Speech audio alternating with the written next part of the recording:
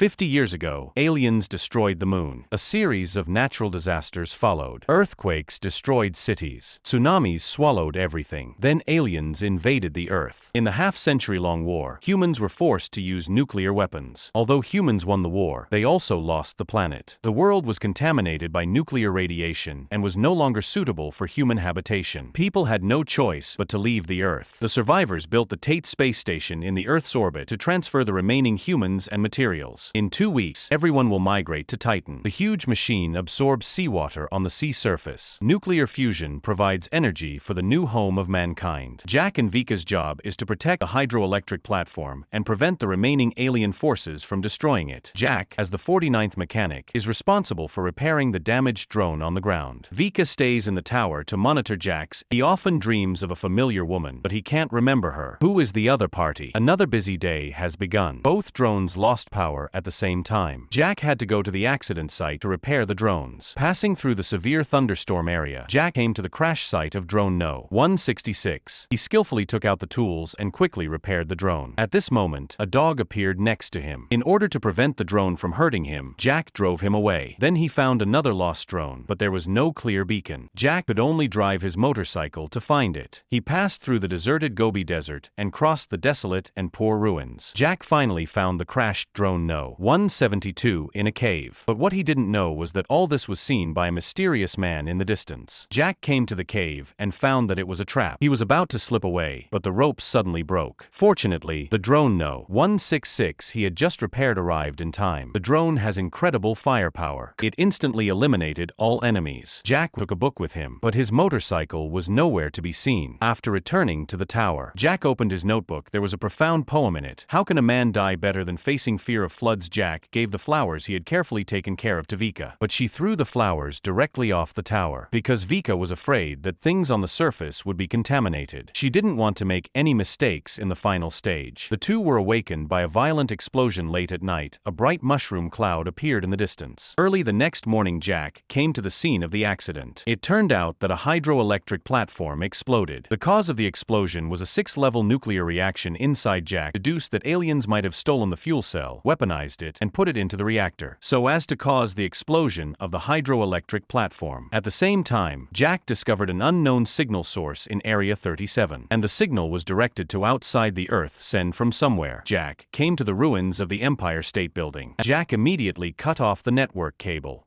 Then he came to a paradise far away from the radiation zone in an offline state. It turned out that Jack built a secret base by the lake. Here are the old world products he collected. He was reluctant to leave this beautiful home, and even more reluctant to leave this blue planet. He lay quietly on the grass, feeling the embrace of Mother Earth. But at this moment, a loud noise suddenly came from the sky.